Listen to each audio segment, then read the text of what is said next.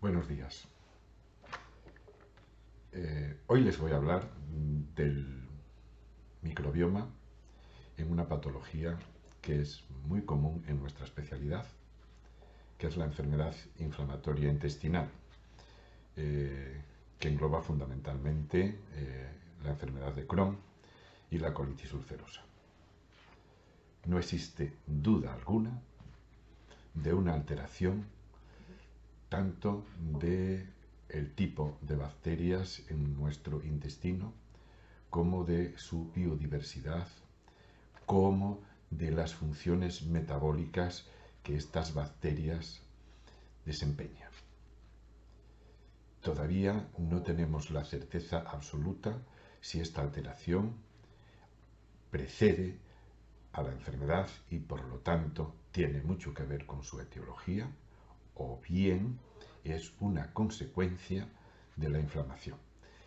No obstante, este asunto se va a abordar probablemente en un futuro cercano, y más bien todos los expertos piensan y tienen bases científicas sólidas para afirmar que la alteración en la microbiota es anterior a la enfermedad inflamatoria intestinal y tiene mucho que ver con su desarrollo y con los brotes. Este fin de semana me ha llamado poderosamente la atención un artículo de un grupo finlandés en el que demuestran que determinados pacientes con una alteración en su microbiota no van a responder de forma satisfactoria al tratamiento biológico con infliximab. Como saben ustedes, los tratamientos biológicos son fundamentales en muchos pacientes con enfermedad inflamatoria intestinal, sobre todo en las formas más graves, y son tratamientos que no están exentos de efectos secundarios y además son muy costosos. En este estudio se ha comprobado que determinados pacientes a los que se les ha hecho un estudio de su microbiota no van a responder al tratamiento con infliximab y recomiendan realizar por lo tanto este estudio de forma sistemática para predecir si va a existir o no respuesta y evitar por lo tanto los potenciales efectos adversos y el coste que ello conlleva. A continuación les voy a presentar las diapositivas para que conozcan un poquito más en profundidad este tema.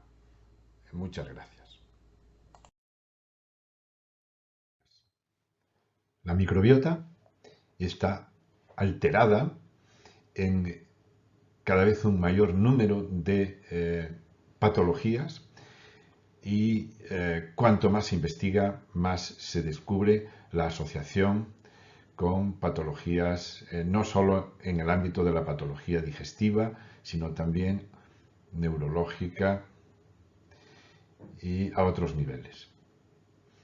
En cuanto a la patología digestiva, se asocia fundamentalmente con el síndrome del intestino irritable, la enfermedad inflamatoria intestinal, Crohn y colitis ulcerosa, y también con la disfunción metabólica del hígado asociada a hígado graso.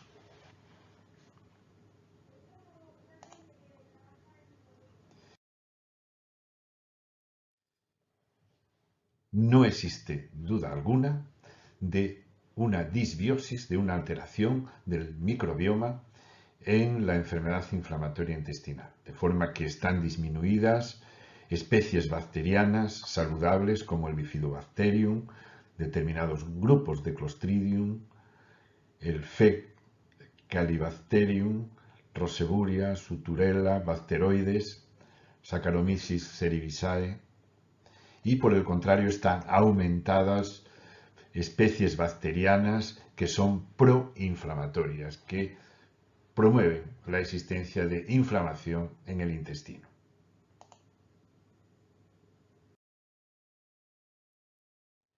no solo se produce una alteración en la cantidad de las especies, tanto favorables como desfavorables, sino en la actividad metabólica que desarrolla la microbiota. De forma que en la enfermedad inflamatoria intestinal están disminuidos los ácidos grasos de cadena corta, que son productos metabólicos de la flora bacteriana. También están disminuido el metabolismo del butanoato y del propanoato y la síntesis de aminoácidos, mientras que, por el contrario, están alterados otros problemas metabólicos, otras vías metabólicas que no son favorables.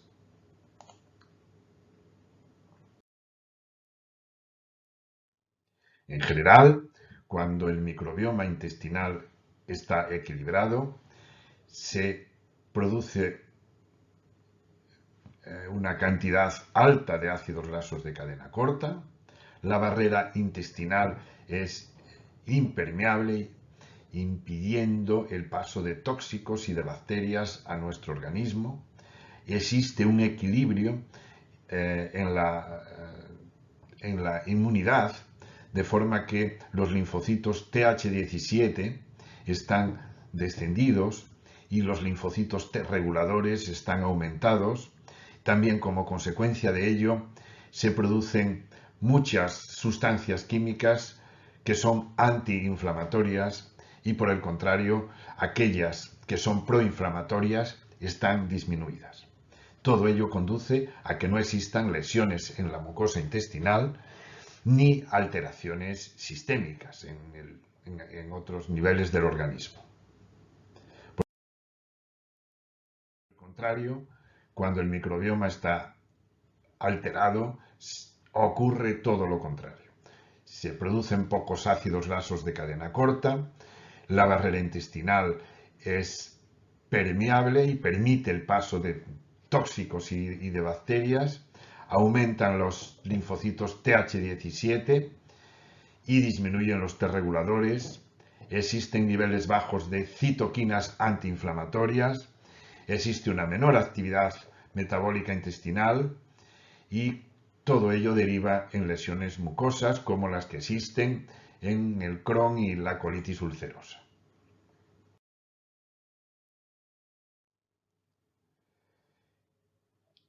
Es sorprendente que un linfocito como es el linfocito CD4 naive o inexperto, traduciríamos al español, cuando se estimula por el factor de crecimiento tumoral beta, puede evolucionar a un linfocito saludable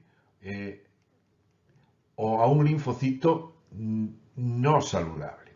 Si evoluciona a un linfocito Th17, va a existir un aumento de enfermedades autoinmunes y de inflamación, pero si esta misma célula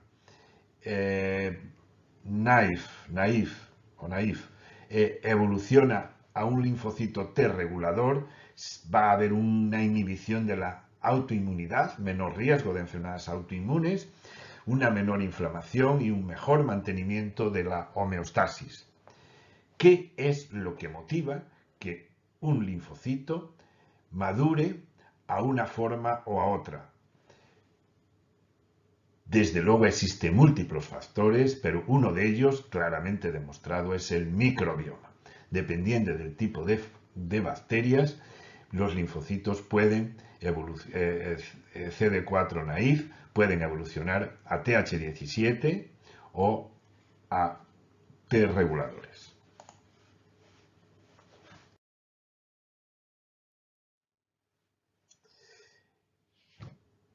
La microbiota intestinal es tan importante que no solo permite diferenciar a pacientes con enfermedad inflamatoria intestinal de sujetos sanos, es también diferente cuando un paciente con enfermedad inflamatoria está en brote, está con un brote o está en remisión. Pero incluso en este estudio se ha comprobado que determinadas características de la microbiota permiten predecir la respuesta a los tratamientos biológicos como el infliximab.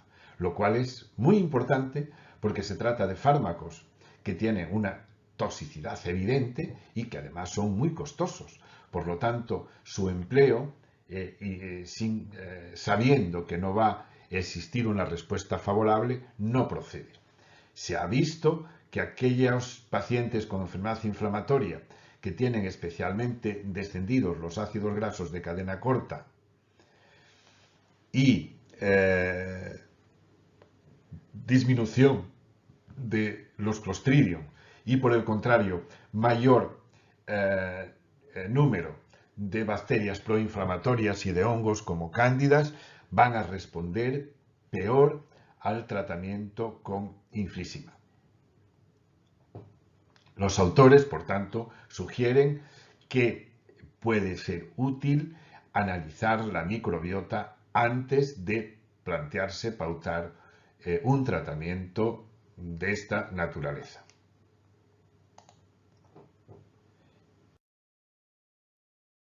Finalmente, quiero transmitirles la esperanza de que en un futuro próximo seamos capaces de manipular la microbiota de una forma más eficiente, más eficaz, de la que ya podemos hacerlo en el momento actual, en donde todavía estamos muy limitados. Para ello tenemos varias opciones o varias armas terapéuticas que no necesariamente se van a utilizar a nivel individual, sino que se pueden utilizar varias simultáneamente, como son los antibióticos, determinados antibióticos, los prebióticos, los probióticos y el trasplante de microbiota fecal.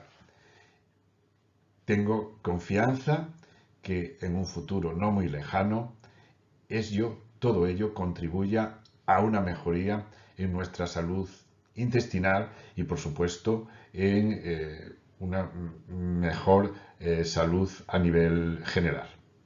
Muchas gracias.